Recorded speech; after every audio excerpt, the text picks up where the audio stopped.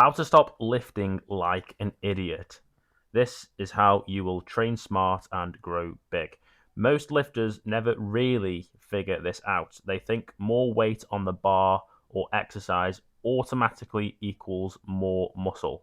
They think that doing the hardest, sweatiest, or trendiest exercises will make them look like the influencers they follow.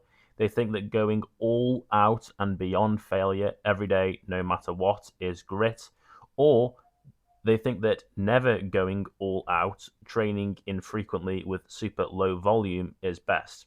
Let me tell you the truth. Both of these methods of lifting are ego lifting. Ego lifting isn't hard work, it's lazy thinking, and it usually comes from some form of indoctrination, whether it comes from social media or their training friends. Today, I want to teach you exactly how to train like someone who wants to grow for years, not just for Instagram this week. Welcome back to the channel. I'm here to save you some time, pain, and frustration by showing you how to train smarter and harder. If you're new here, then I'm all about helping you build real, no BS muscle and strength. Today's topic, we're going to cover how to pick exercises that fit you, what progressive overload actually means, how to use rep ranges for growth, and a couple of other things. First principle is to choose movements that fit your body, not your ego. It doesn't matter how sexy an exercise looks online. If it wrecks your joints or doesn't suit your structure, it's not the right choice for you. I learned this the hard way with weighted dips. I was going too narrow with my grip. I was going too fast on the descent in an effort to chase weight. The thing is, the thing that best suits my elbows, especially, and the nerves in my elbows, was when I took a wider grip and allowed my elbows to flare out and let the wrists angle at 30 degrees outwards. I've coached guys with long arms and long femurs. They can't squat deep without folding in half. And I just say, well, so what? We can use machines. We can use heel elevated squats. If they have an SSB or even a belt squat, we can switch to those methods. Single leg work is a great alternative. For lifters whose shoulders scream after every time they bench, I just switch them to variations that they can actually train with consistently. And if you do an exercise with full range of motion, no pain, and progressive overload, that is your bread and butter. If you can't, then change the implement, change the angle, and change the range. Now, the second thing I want to talk about is progressive overload without ego. Most people hear progressive overload and think it only means add weight. That is most of the story, but it's still not the complete story. If you're adding weight while butchering form, you're shortening the range of motion, you're bouncing through reps like you're on a trampoline, you're not getting stronger, you're only just getting better at cheating. And as I lift more and more, I find that I'm okay with going to failure on the last couple of reps for some sets, but I am not a fan of cheat reps for any exercise. I'm okay with shortened range of motion even, focusing on the stretch. But cheating the lift usually does more harm than good, for me at least. So this can mean you can improve your execution, you can use more weight, more reps, a slightly slower tempo, longer pauses, a better range of motion, and cleaner form. That said, once you are pausing your reps at the bottom for a couple of seconds, you've got a 2 second eccentric, you've got full range of motion, to be honest, then it will be time to increase the weight. The third thing I want to touch on is mastering the full spectrum of rep ranges. And rep ranges over the last couple of months especially have got quite a lot of hate, with people insisting that the 6 to 8 rep range is the best rep range. Everyone has a favorite rep range. My favorite rep range is the 6 to 12 rep range. Okay, if it's over 12 reps for any movement, then generally speaking, I find that I'm more so limited by mental focus or lactic acid buildup. And if it is below 6 reps, it's still not usually worth my time. But the muscle only knows tension. If your muscles could only know one thing and understand one thing, it would be tension. They don't even understand weight on the bar. They don't understand the rep range. They only know tension and fatigue. And if you want the best results, then Have a go at trying all rep ranges. Go as low as 5 reps and as high as 20 reps. 20 reps, so people say, creates metabolic stress, it improves work capacity, and is easier on the joints. The jury is still out on whether it causes overall huge amounts of fatigue. I would say maybe for lower body compound movements that 20 rep sets aren't your best bet.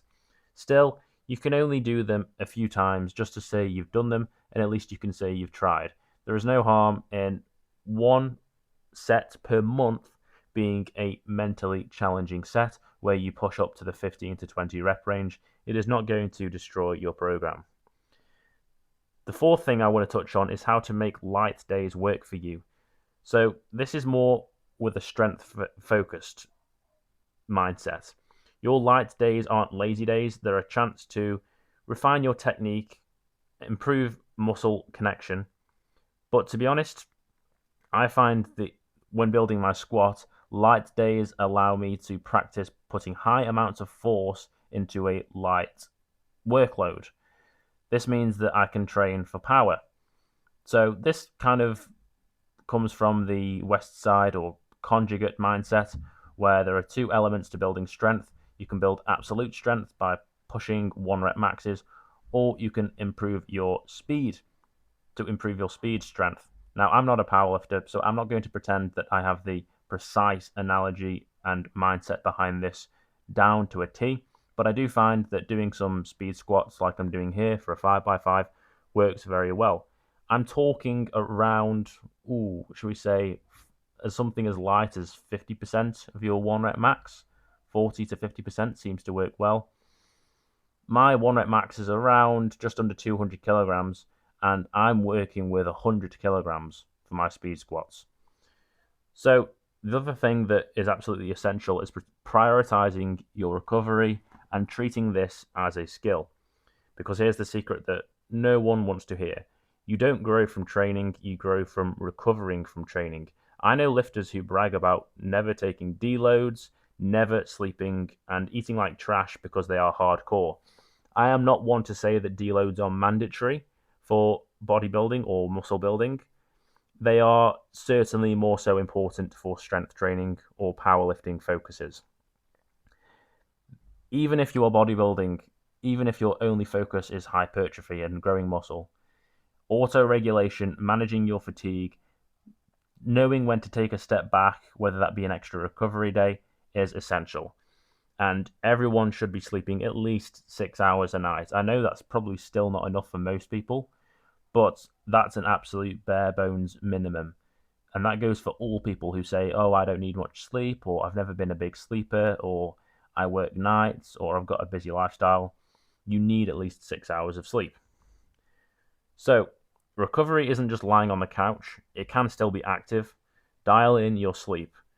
That's free growth hormone and relaxation every night. You're going to feel far more awake and alert during the day. Eat enough quality food. Manage your stress. Your body doesn't differentiate between work stress and training stress. Periodize your training. Take planned, easy sessions before you're forced to take unplanned months off, especially if you do grappling like myself. Your body will stop the training for you if it feels like you are pushing too far. This will replicate itself in minor injuries. There will be days where you feel like you can't have any power output in the session.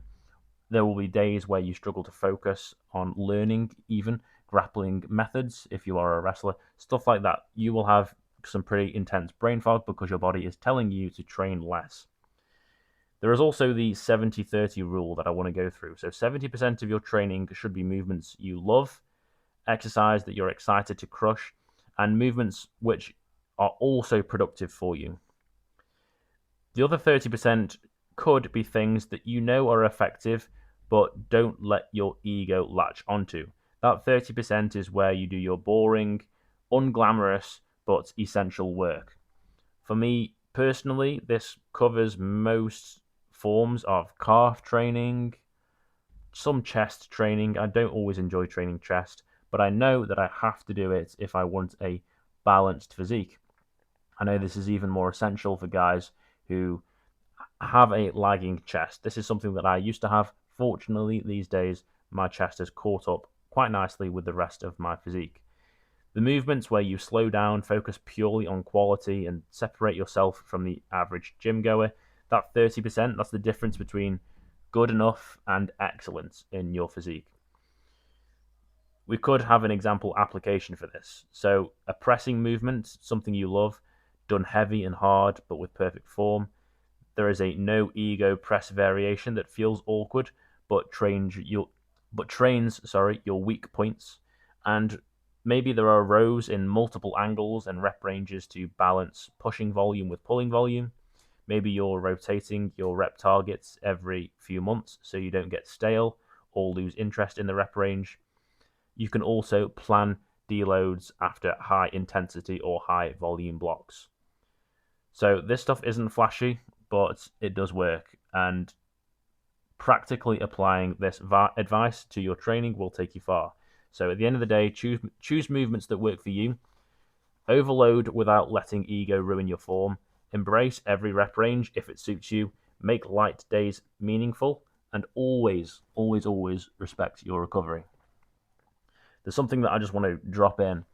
I absolutely love this seated shoulder machine. It absolutely smokes my side delts. It's really secure. It doesn't give me any shoulder discomfort whatsoever.